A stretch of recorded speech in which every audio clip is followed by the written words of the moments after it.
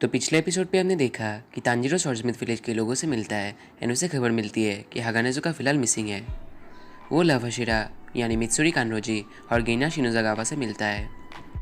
Mitsuri Tanjiro को बताती है कि गांव में सीक्रेट हथियार है जो उसे ताकतवर बना सकता है। जैसे ही तांजीरो इसके खोज पर निकलता है वो मिलता है हमारे छोटे मिस्टर शिरा यानी मुचिरो तोकितो से और गाँव का एक रेजिडेंस कोतेत्सु से।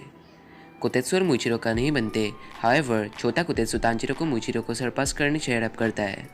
अब कोतेत्सु तांजीरो को कैसे लीड करेगा, तांजीरो कौन से नए नए चैलेंजेस से सामना करेगा, जानने के लिए वीडियो को एंड तक देखिएगा। 忍びの時代は終わる。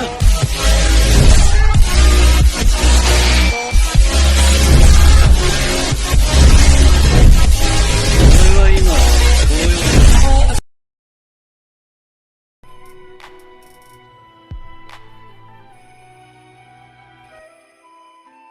कोतेत्सु तांजीरो को स्ट्रांग बनने कहता है और उसे मुइचिरो को ये सब कहने कहता है कि क्या मुइचिरो इतना ही कर सकता है, क्या उसके बाल इतने लंबे हैं एंड वो शेमलेस, क्लमजी, कैलपेट और पंक है।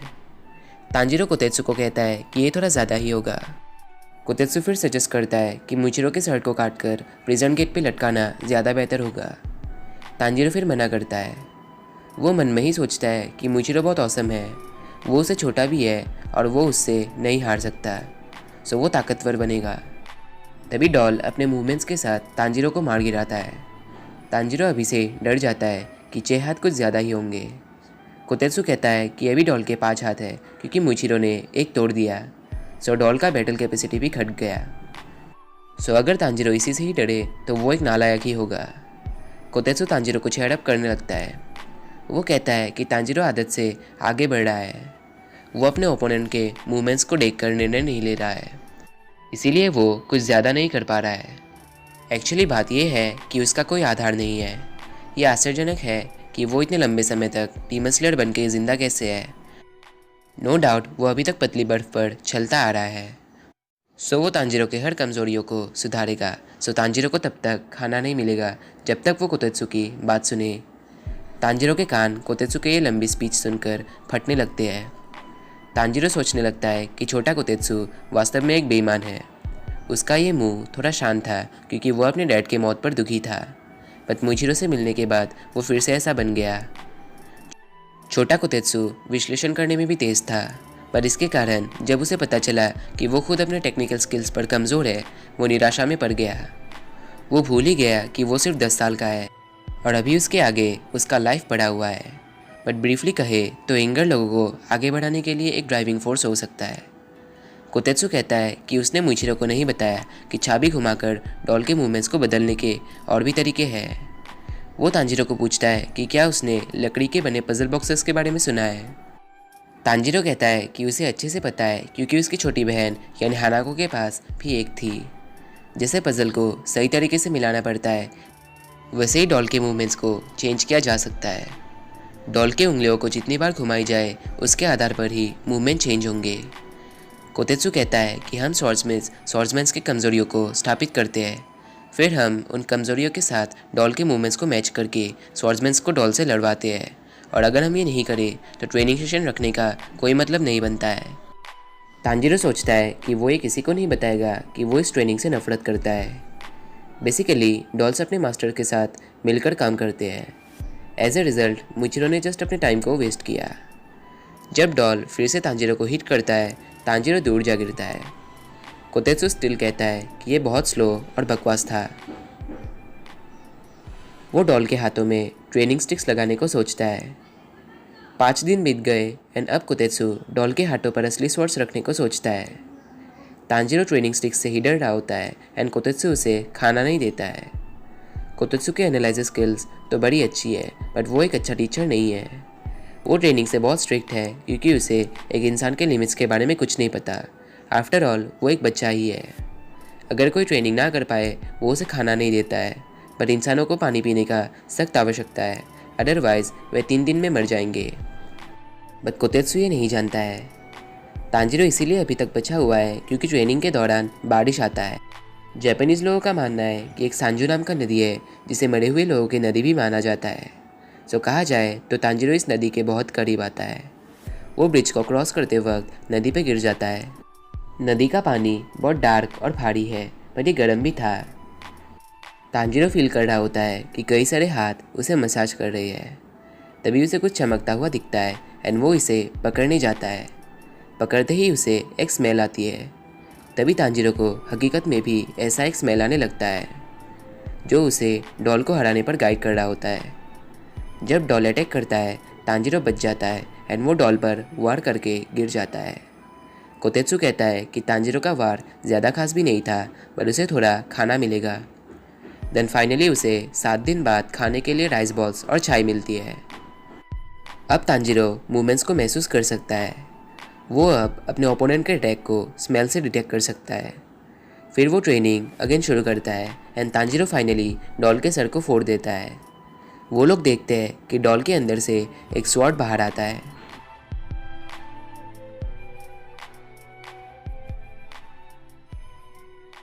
डॉल के अंदर से एक स्वॉर्ड बाहर आते देख तांजीरो और कोतेत्सु डर जाते हैं। इसके बारे में कोतेत्सु भी नहीं जानता था। वो कहता है कि एक 300 साल पुराना स्वॉर्ड है। दोनों ही बहुत एक्साइटेड हो जाते हैं।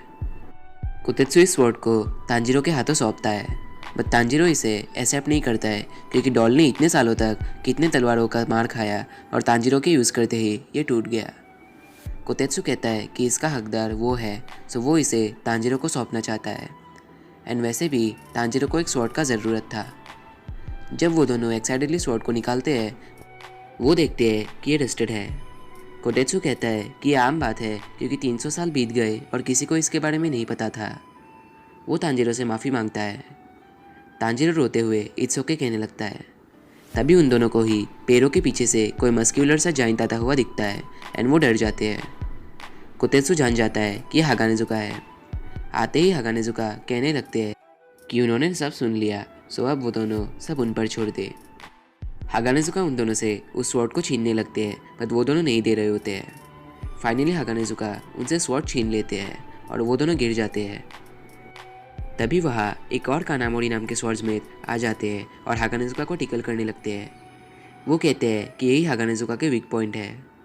कानामोरी तांजीरो को ग्रीट करके हागानेजुका को माफ़ करने कहते हैं। वो कहते हैं कि हागानेजुका माउंटेन्स में ट्रेनिंग कर रहे थे। वो तांजीरो के लिए एक स्ट्रॉन्ग स्वॉर्ड बनाने को चाह रहे थे ताकि तांजीरो ना मरे। तांजीरो इससे बहुत इम्प्रेस हो जाता है।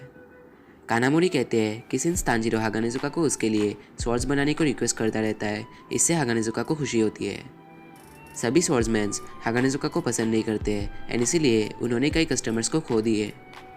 तभी कोतेत्सु स्मार्टली कहता है कि हागानेजुका लोगों से अच्छा बिहेव नहीं करते हैं एंड इसीलिए अभी तक उनकी शादी नहीं हुई। हागानेजुका कहते हैं कि वो इस रस्टेड स्वॉर्ड को अपने खानदानी टेक्निक से ठीक कर देंगे। कोतेत्सु हागानेजुका को कहता है कि वो ये पहले भी बता सकते थे। कोतेत्सु कहता है कि हागानेजुका सिर्फ उन पर विश्वास करने के लिए कहते रहते हैं, भले ही वो म्यूचुअल ट्रस्ट एस्टेब्लिश करने की कोशिश ना करे। वो सिर्फ इसे बार बार कहने लगते हैं। इससे हागानेजुका कोतेत्सु को पकड़कर सताने लगते हैं। रात के टाइम खाते वक्त तांजीरो इस पूरे इंसिडेंट्स को गेन्या को समझाता है। जब वो गेन्या को पूछता है कि क्या वो हागानेजुका को चेक करने जाए, गेन्या उसे बहुत रूडली आई डोंट केयर कहता है। वो तांजीरो पर चिल्लाता है कि तांजीरो उससे ऐसे बात ना करे जैसे कि वो दोस्त हो। गेन्या याद दिलाता है कि तांजीरो ने उसका हाथ तोड़ा था। तांजीरो कहता है कि उस दिन गेन्या का ही गलती था क्योंकि उसने एक लड़की पर हाथ उठाया। गेन्या तांजीरो को उसके फर्स्ट नेम से बुलाने पर मना करता है। जब तांजीरो गेन्या को कुछ राइस क्रैकर्स देता है, गेन्या उसके हाथों से इसे गिरा देता है। तांजीरो नोटिस करता है कि हॉट स्प्रिंग्स में गेन्या ने अपना दांत फेंक दिया था, पर अब उसका नया दांत भी आ गया। तांजीरो गेन्या को उसका टूटा हुआ दांत भी दिखाता है। गेन्या उसे दांत को फेंकने कहता है और गालियाँ देकर रूम से निकाल देता है। तांजीरो को इससे बुरा लगता है। मीनवाइल एक स्वॉर्ड्समैन नहाने के लिए हॉट स्प्रिंग्स जा रहा होता है। तभी उसे रास्ते पे एक सुंदर सा पॉट दिखता है। जब वो स्वॉर्ड्समैन पॉट को देखने उसके करीब आता है, तभी उस बेचारे को बेरहमी से पॉट के अंदर खींचा जाता है। कुछ समय बाद पॉट से उस स्वॉर्ड्समैन के बॉडी पार्ट्स, खून और कपड़े निकलते हैं एंड पॉट से निकलता है हमारा अपर मून 5 ग्योक्को, जिसे आपने एपिसोड 1 में भी देखा था। ग्योक्को कहने लगता है कि इन स्वॉर्ड्समैन के मीट खाने लायक नहीं है। वो कहता है कि अगर वो इस जगह को तबाह कर दे तो डीमन स्लेयर्स बहुत कमज़ोर हो जाएंगे। तभी एक घर के छत पे अपर मून 4 हानतेंगु होता है। हानतेंगु भी सभी को मारने के लिए बहुत जल्दी में होता है। उस घर के एक रूम में ही तांजीरो और नेजुको सो रहे होते हैं।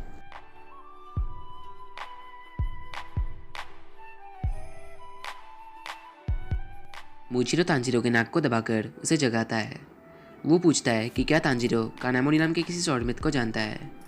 तांजीरो शॉकिंगली जागता है और कहता है कि वो उन्हें जानता है। वो कहता है कि कानामोरी शायद हागानेजुका के साथ होंगे। मूचिरो कहता है कि कानामोरी उसका नया शॉर्टमिथ है। वो पूछता है कि हागानेजुका कहाँ होंगे। तांजीरो मूचिरो को उसके साथ हागानेजुका को ढूंढने जाने को पूछता है। मूचिरो तांजीरो को पूछता है कि वो उसके लिए इतना क्यों चिंतित है। तांजीरो मुस्कुराते हुए कहता है कि दूसरों की मदद करना खुद के लिए भी फ़ायदेमंद होता है, और वैसे भी तांजीरो जा ही रहा था, सो टाइमिंग अच्छा है। मूचिरो तांजीरो के नाइस टाइमिंग को सुनकर बड़े हैरानी से पूछता है कि तांजीरो ने अभी अभी क्या बोला। तभी नेजुको नींद से जागती है। मूचिरो हागानेजुका के वहाँ जाने को पूछता है और कहता है कि नेजुको एक डरावनी जीव है। तांजीरो को इससे बुरा लगता है। मूचिरो कहता है कि नेजुको इतनी अजीब है कि वो उसे शब्दों में भी नहीं कह सकता। वो सोचने लगता है कि क्या उसने नेजुको से पहले कहीं मिला है। वैसे गाइस, मूचिरो को भूलने की बीमारी है, इसीलिए वो हर बातों को मिनटों में भूल जाता है। सो क्या आपको ये फैक्ट पहले से पता था? वैसे अगर पता भी नहीं है तो डोंट वरी, ये आगे के एपिसोड में वैसे भी रिवील होगा, सो मेरे साथ बने रहिए। तांजीरो किसी के होने का महसूस करता है एंड वो सोचने लगता है कि ये लेडी तामायो की बिल्ली चाचामारू होगी।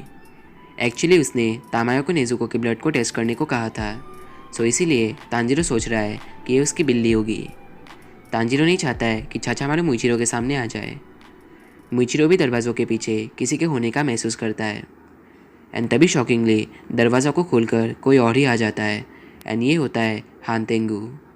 हानतेंगु बहुत क्रीपी वे पे रोते हुए क्रॉल करके आता है। तांजीरो और मूचिरो नहीं जानते थे कि ये एक डीमन है। वो लोग उसके रैंक के नंबर को देख नहीं पा रहे थे, बट उन्होंने रियलाइज़ किया कि ये एक अपर मुनि होगा। पलक झपकते ही तांजीरो और मूचिरो लड़ाई के लिए तैयार हो जाते हैं। मूचिरो मिस ब्रीथिंग के 4th फॉर्म को यूज़ करता है और हानतेंगु बहुत तेज़ी से बच के छत पर चढ़ जाता है। हानतेंगु रोते हुए उन्हें रुकने कहता है और उन्हें उसे बुली ना करने कहता है। तांजीरो हानतेंगु के आंसुओं पर ज़रा सा भी तरस ना खाकर अपने नए स्वॉर्ड को निकालता है। फिर वो हिनोकामी कागुरा के ज़रिए छत पर वार करता है, लेकिन इस बार हानतेंगु नीचे गिर जाता है। तभी नेजुको अपने अवेकन फॉर्म में आ जाती है और हानतेंगु को जोर से किक मारती है, जिससे वो दूर जा गिरता है। तांजीरो नेजुको को यहाँ ट्रांसफॉर्म होने मना करता है।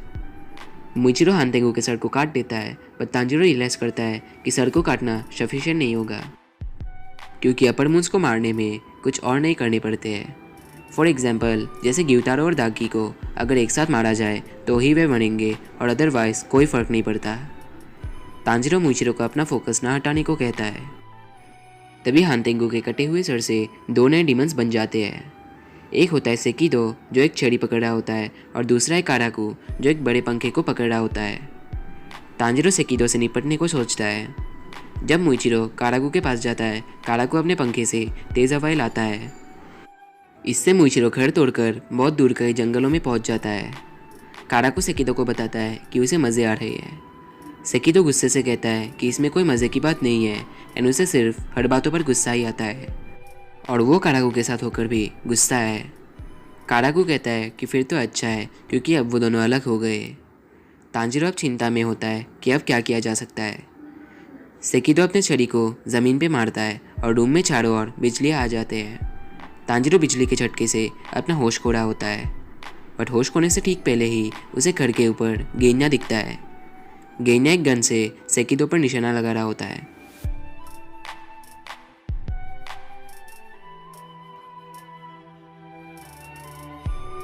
सो गाइस, आई होप मेरा एक्सप्लेनेशन अच्छा था एंड क्लियर था। अगर इस वीडियो में अच्छी रिस्पॉन्स आए तो मैं नेक्स्ट एपिसोड के बारे में भी ज़रूर सोचूंगा। अगर वीडियो अच्छा लगा then please leave a like and don't forget to subscribe my channel. तो बाय बाय।